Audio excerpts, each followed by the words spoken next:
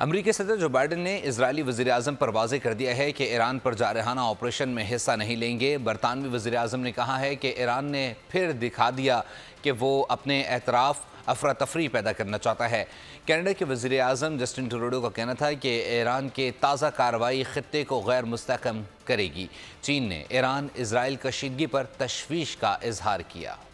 Israel का दिफा करेंगे, ईरान पर हमला नहीं करेंगे। अमरीकी सदर जो बाइडन ने इसराइली वजीर आजम को साफ साफ बता दिया। बाइडन ने नेतन्याहू पर वाज़ेह किया कि ईरान पर जारहाना ऑपरेशन में हिस्सा नहीं लेंगे। इसराइल पर हमले के बाद अमरीकी वजीर दिफा ने इसराइली हम मनसब से टेलीफोनिक रब्ता किया। व्हाइट हाउस से जारी एलामिया के मुताबिक अमरीका ने इसराइल से कहा, ईरान के खिलाफ किसी भी जवाबी कार्रवाई से पहले हमें बताए। बरतानवी वजीर आजम ऋषि सुनाक ने कहा, ईरान ने फिर दिखा दिया कि वो अपने अतराफ अफरा तफरी पैदा करना चाहता है। इन्होंने कहा कि बरतानिया इसराइली सलामती के लिए खड़ा रहेगा। कनाडा के वजीर आजम जस्टिन ट्रूडो ने कहा, ईरान की ताज़ा कार्रवाई खित्ते को गैर मुस्तहकम करेगी। चीन ने इसराइल पर ईरानी हमले से पैदा कशीदगी पर शदीद इजहार तशवीश किया है। जापानी वजीर खारजा ने कहा, ईरान का हमला मशरिक़ वस्ता में कशीदगी बढ़ाएगा। अक़वाम मुत्तहिदा के सेक्रेटरी जनरल एंटोनियो गुतेरेस ने इसराइल पर ईरानी हमले की मज़म्मत की। फरीक़ैन से फौरी जंगबंदी की अपील करते हुए कहा कि